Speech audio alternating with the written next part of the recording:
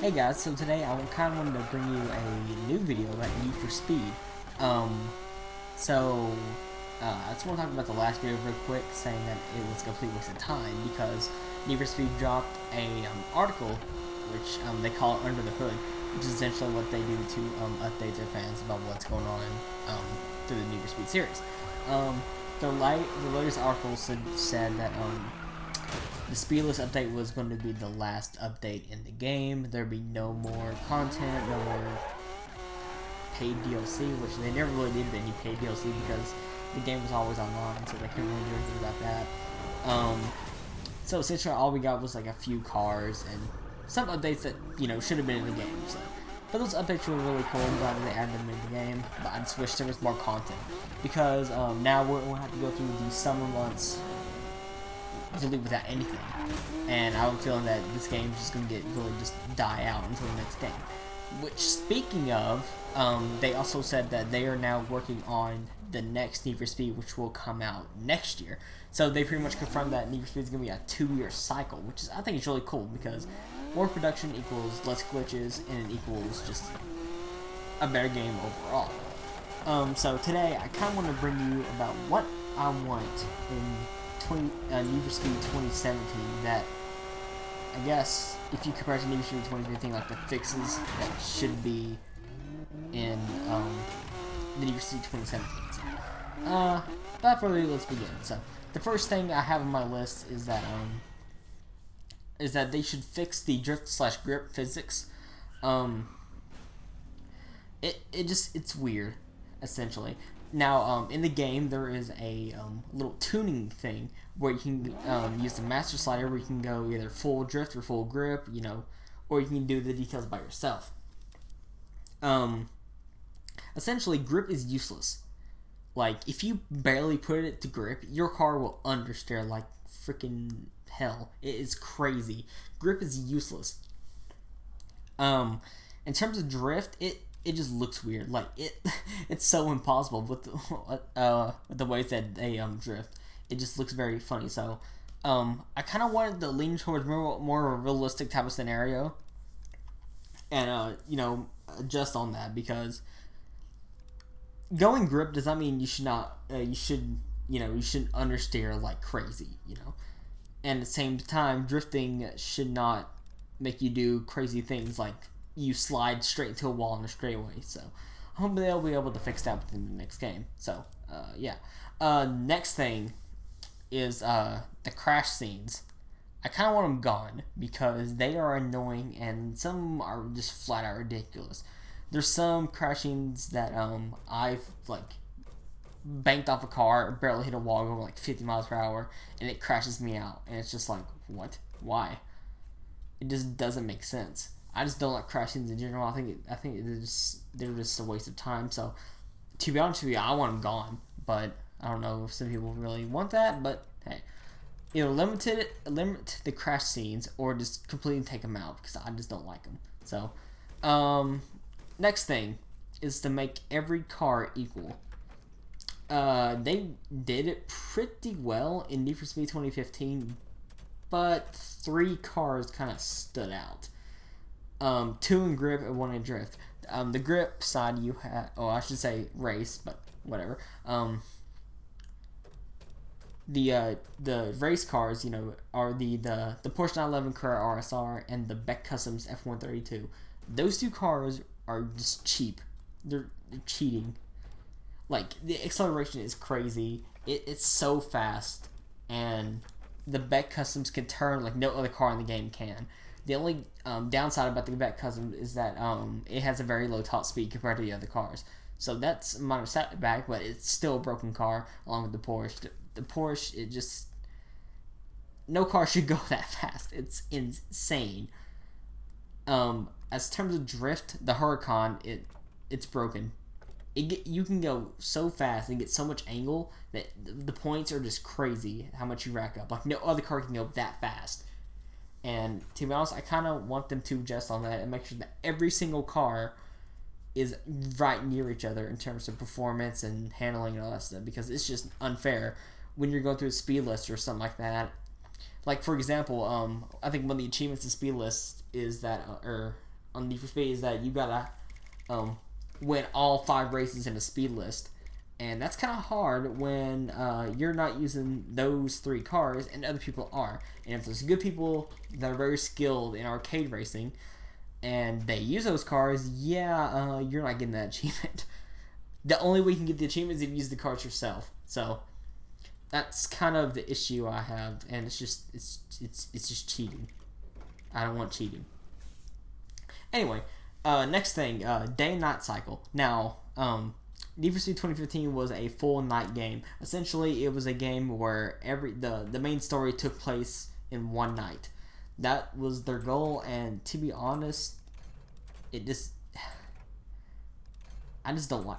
It just doesn't make sense to me. Like, racing games now should at least have a day-night cycle. Like, like the free roam games like Horizon 2 and stuff like that. It's just, it should be required to have a day-night cycle instead of just night or day. So, I'm hoping in the next game they add a day because, plus, some paint jobs that people do look a lot better at the daytime than they do at the night. Because I know my GTR is a dark blue and it's hard to see at night. So, I think day-night cycle should at least be in the game. The next thing is a bigger map with more driving roads. Essentially, Need for Speed 2015 had a huge map, don't get me wrong, but you can barely drive on it. There were so many areas that were also like, you could like tell by the map there were like cities that were just blocked out, and you would assume that, oh cool, those can be used for map expansions. Wrong. So none of that happened. So it's just like, why is that even there in the first place? It just makes you wonder, So I'm hoping the next game it has a larger map, but with more driving roads, so that way people have more places to go, more things to do, and stuff like that. So now we move on to the cars. I want more cars, a lot more cars, like double or triple the amount of cars in the standard car list, because 51, I think it was a starting list of cars in the game, which, don't get me wrong, it had a huge variety of cars, but it just wasn't enough. To me, it got boring.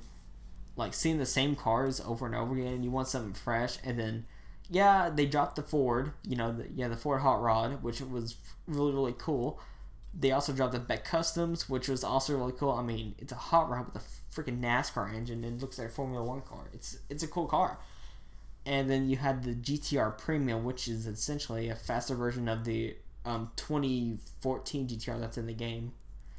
So I just want a lot more cars in the game, like just more of everything, And one other thing I'll mention is that please work for Ferrari. I know Ferrari's really, really strict about what you can do to their cars, but if you can work with them and make sure that, you add stuff like, you can change the rims on the car, and you can add like Liberty Walk and all that stuff, then please do it. Just do something. If you can't, then just take Ferrari out of the game. Like, there's no point in having Ferrari in the game if they won't go up to your standards. It just doesn't make sense, So, the next thing I have is that there should be more special cars in the game. And what I mean by that is that, there were a lot of special cars anyway to begin with. You had the Unicorn, you had Morihoshi's Lamborghini in Diablo, you had Magnus's 277 Porsche, you had Nakai-san's 911, you had Eddie's Skyline. And then, to me, I feel like the Beck Customs is also a special car because it's just, you can't customize it, and it's just a fully custom car anyway. So I think more of those cars would be cool, and especially with the DLC content stuff I have. That's farther down the list that I have planned out for. So I think a lot more special cars would be cool. I know you can't tune them, stuff like that, but I think adding more special cars just makes the game more interesting. Because a lot of people like to drive those cars, I've seen people with the Unicorn, I've seen people with Magnus's Porsche, and it's just cool. The next thing is Unlimited Garage Space. It's a racing game, and I feel like this is also like a required thing because I understand what they were trying to do, having like the 5 to 10 garage limit, but it just limited on so many things. I was just really stubborn about what cars I wanted in my garage. Like, I still don't know, because I still don't have my garage filled. I think I had it filled at one point. When back when they had the 5 garage limit, I had my 5 cars. But I wanted to try other cars, but I didn't want to sell the cars I had, so... and then they expanded to 10, I was like, okay, cool, but I still had the same issue. I had cars that I wanted, but I also want to try out new cars as well, so it was like, okay, what do I do? So, I honestly think that unlimited garage space should be, you know, a thing. Next thing, community events. Now, I think stuff like that already happens with New Year's 2015. It's like 20% off or 20% off customization. You get more money on these time events, stuff like that. But I'm talking about like events that like Need for Speed is like, hey, do this challenge with this car, and then top whoever get like bonus cash, bonus wrap, or whatever. So I think stuff like that, I think would be really awesome. Plus, it's a good way to reach out to the community and make the players challenge themselves. Be like, can I really get to this certain point and become better racers? So I think that'd be cool to add and stuff like that. Daily challenges. They're too easy. Daily challenges to me, I feel like they should expand on that and have different stages. So like there'd be an easy challenge, and it's like, for example, it's like easy challenge is like $5,000, and then there'd be a medium challenge where it's like $10,000, and then the hard challenge would be $15,000. Have like different stages for each of the daily challenges if you're going that same route. That's what I think will happen, but I don't know. We'll see. The next thing is that prestige mode. Now, obviously, what I'm going for here on this list is that I want all the stuff from Need for Speed 2015 to be in the next game, but essentially improve on that. Prestige mode is no different. I really enjoyed it. I enjoyed the challenge, even though the AI were kind of is not hard AI-wise. So one thing I should say is that they should make the AI like 10 times harder, because it just, when you had broken cars or any car in general, it was just easy. The other thing I want to address is that prestige mode should be easier, because the only way you could gold everything is if you use the Porsche, the Beck Customs F132, or the Huracan. You had to use those 3 cars to get gold. Like, there was no other car you could. I tried with the Aventador, and I was off by like 2 seconds each event. Whereas when I would use the Porsche, I was just ahead by like seconds. It was crazy at the amount of difference that the Porsche had over the Aventador, which I think the Aventador, it's still doable, but with the Porsche it's just a lot easier, along with the Beck Customs. And the drift events, if you're good with the Huracan, you're pretty much set. Also, I think they should add a platinum time. So like, go back, make the times easier, but add a platinum time to that. And, essentially make prestige mode easy to the point where every car has a chance to get platinum. Essentially, that's what I'm going for, because it's just, like, you really shouldn't try prestige mode, with broken cars. Especially if you're someone that does not want to use the broken cars, then it's like, crap, so. Snapshot Pro, I think it's fine as is. Like, I know they'll probably add on to stuff like that in the next game.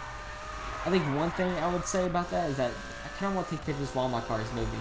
When you on Snapshot Pro, the car just stays still, and you can move the wheels and stuff, but there's just, you just can't move the car, which is a shame. Kind of reminds me of Underground 2, where you can move the car around, open the doors, stuff like that. Have what I used to do, I would always do burnouts and donuts and have like smoke in my picture. And I think that'd be pretty cool if they did that. Now we move on to customization. The one thing I don't understand is that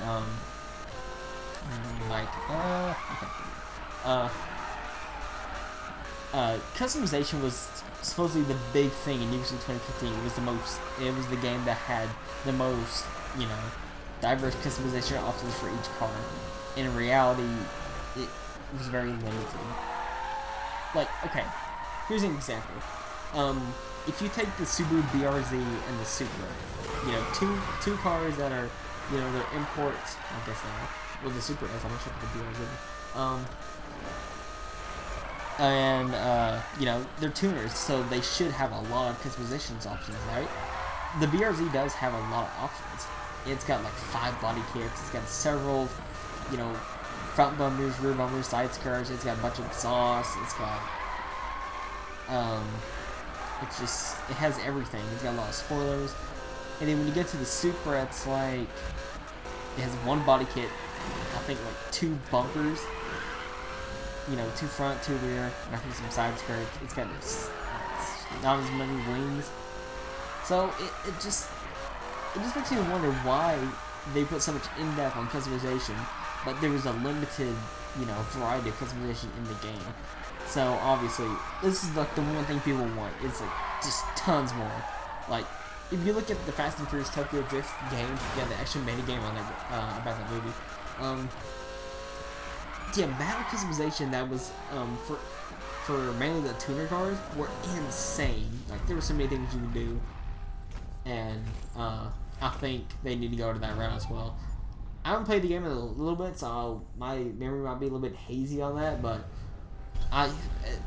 there's just add more customization. Just add way more, please.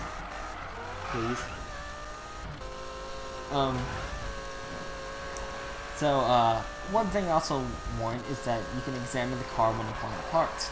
Now, for the body kits in general, like, I can't look at the rear.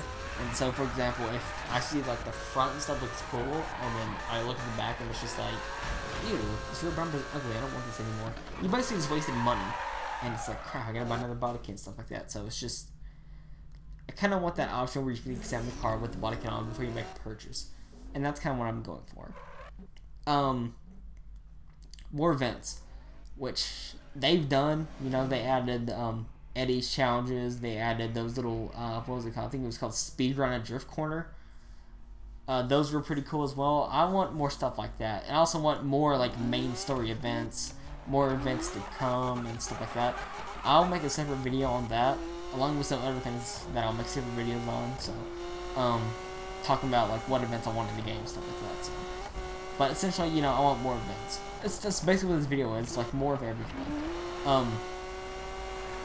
Next thing is that special AI. Like, if you guys play through the game, you see like names like Vaughn Gittin Jr., Larry Chen.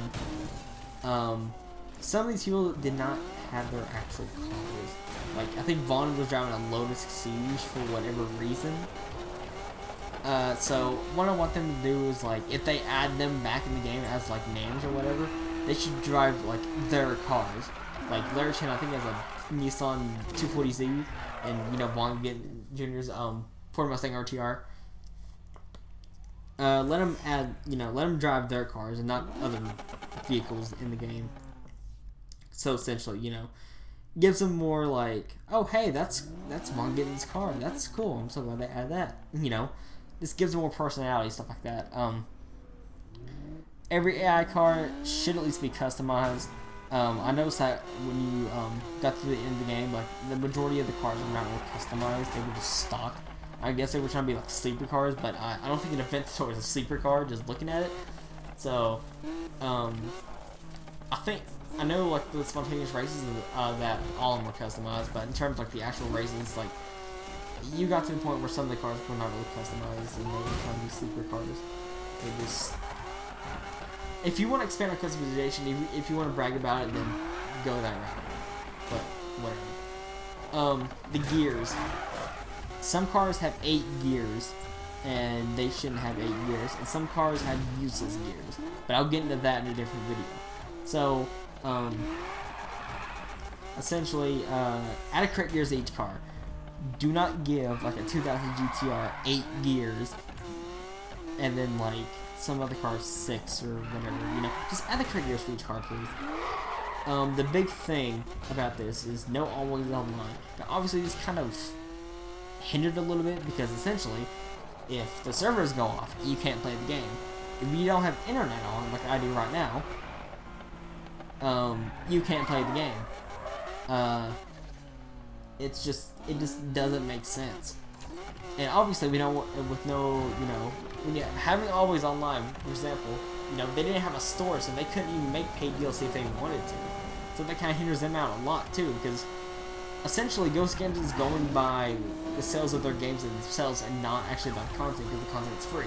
So I say just drop the no always online. I know it's easy to make updates and stuff like that, but it hinders so much. And it frustrates a lot of people. So I think they should just make an option where you can go to store, you can go online, you know, stuff like that. Weather, I think weather should be in the game. Like, you know, make it like, I guess one time be sunny, then the next time it's like raining, and then the next time it's like thunderstorming, then it's like hailing, and then it's like snowing. Like, just add a bunch of like weather effects in the game. I think that will make the places more, I guess, lively. And but don't go overboard. Don't fight the weather bipolar, stuff like that. That'd be interesting. Just don't do that. The story. Need for Speed's story was okay. I honestly like. I like the idea, but I think executing it, it's just. I don't know. Like, I don't think it fit well to me. I kind of want a darker story, like Undercover, where you play like the cop.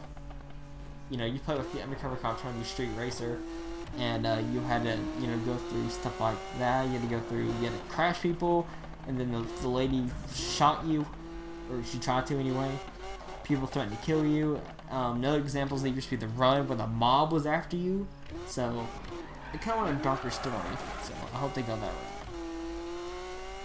route. Big talk about this is the better cops. The cops in Need for Speed 2015 were absolute just joke. It made me laugh. The cops in this game were stupid. If you get a full power car, you were like, the cops didn't even have a chance. Like, it was like after like 8 seconds, it was like, okay, cooldown mode. So, make better cops, please. Make the AI better. Add the street racing unit from freaking Most Wanted and Carbon.